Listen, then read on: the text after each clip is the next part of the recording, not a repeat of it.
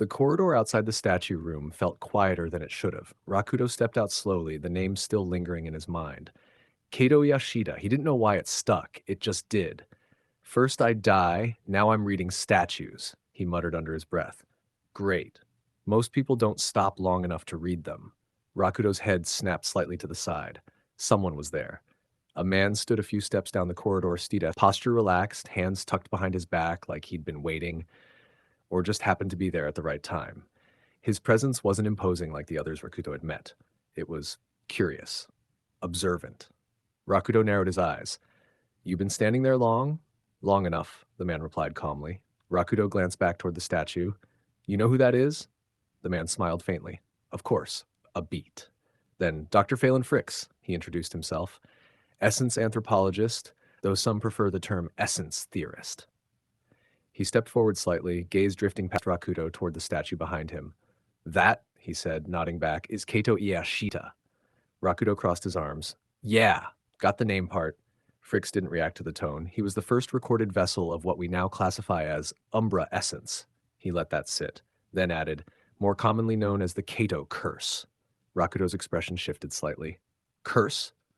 Fricks nodded once. Cursed essence, the most volatile, most potent form ever documented. Not refined, not controlled, not balanced. His eyes sharpened just slightly. When fully manifested, it doesn't just destroy. A pause. It unravels. The corridor felt colder. Rakuto didn't speak. Fricks continued anyway.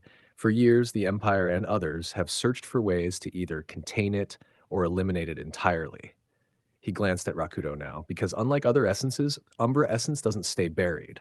A beat, it can be found. Another, it can be obtained. Rakuto's jaw tightened slightly. And then what? Fricks' smile faded just a little. Then things get complicated. Not dramatic, not exaggerated, just honest. Rakuto looked back once more toward the statue, then back at Fricks. Why tell me this? Fricks tilted his head slightly. Because you stopped, he said. Most people don't. That wasn't the full answer. Rakuto knew it. But before he could press further, Fricks stepped aside. Enjoy the rest of your tasks, he said lightly, like nothing they just discussed mattered. Rakuto watched him walk off, didn't follow, didn't stop him. But the words stayed with him. Umbra Essence. Cut to the courtyard. Rashk and Kojiro stood at the center. Opposites. Rashk still unreadable, grounded like he already knew the outcome. Kojiro, steady, focused, adjusting his stance with quiet determination. Not flashy, not overwhelming, but ready. Captain Rick stood at the edge, silent as ever. Begin. Kojiro moved first. Not reckless, measured. He closed distance carefully, testing with a straightforward strike. Clean, disciplined. Rashk shifted. Minimal. Effortless. He avoided it without breaking posture. Kojiro didn't hesitate. He followed up, adjusting angle, pressing forward with a second sequence. Better. Sharper. Rashk responded. This time, he engaged. A quick exchange, hands clashing, movement tightening. Kojiro held his ground. For a moment, see from the sidelines, Jala nodded slightly. He's not folding. Winta leaned forward. Yeah, he's actually fighting. Kojiro pushed again, this time with more intent. His strikes came faster, more confident, building rhythm as he tried to force Rashk into reacting instead of predicting. For a second, it worked. Rashk stepped back. Just once. Kojiro saw it, pressed. That's when it ended. Rashk shifted his stance, and everything changed. The next movement was sharper, cleaner. On another level, he slipped past Kojiro's guard like it wasn't there, redirected his momentum, and struck, precise, decisive. Kojiro staggered, recovered, tried again. Rashk was already there. Every movement after that felt inevitable. Kojiro fought. He didn't give up, didn't break, but the gap was clear now and widening. From the sidelines, Sogi watched, closely. Too closely. His injured shoulder didn't move much, but his eyes tracked everything. Every shift, every decision. He's not the same, Sogi muttered quietly. No one asked what he meant. They understood. This wasn't the Rashk he trained with. This was something more refined, more complete. Elsewhere, Mira wasn't there. Team 1 noticed. Where'd she go? Marno asked quietly. Winta glanced around. Yeah, she dipped. Kyra didn't look away from the fight, but she noticed. Of course she did. Cut away. Mira walked alone through a quiet path just beyond the courtyard walls. No crowd. No noise. Just space. Her breathing had steadied, but her thoughts hadn't. The loss replayed. Not loudly, not emotionally, just analytically. I hesitated, a step forward. He didn't. She stopped walking, just for a moment, not because the thought was new, but because of how it felt.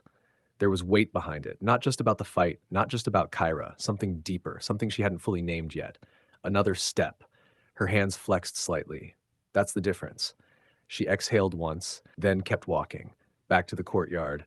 Kojiro made one last attempt, a final push. Everything he had left, Rashk met it and ended it. Clean, controlled, effortless. Kojiro dropped to one knee, not broken, but done. Silence followed. Then, match complete. Rashk stepped back like nothing had happened. Kojiro exhaled slowly, steadying himself. No shame, just reality. From the sidelines, Sogi's eyes didn't leave Rashk. Yeah, he muttered. He's different. Captain Rick stepped forward again. No pause, no reflection, only progression. Final match. The courtyard tightened one last time. Eyes shifted. Names mattered now. Aye aye, Rojeshi. A quiet figure stepped forward, calm, grounded, unassuming. Rick's gaze shifted again. Kaori Sukani. From the crowd, a tall figure emerged. Masked, silent, sharp. They stepped into the center, facing each other. Stillness settled. A different kind of tension. Not loud, not aggressive. Just interesting. The small, quiet boy, the tall, masked girl. And something about it felt unpredictable. The gauntlet wasn't done yet. I start from here, I catch up with you. I don't look back on a myself anymore. I start from here.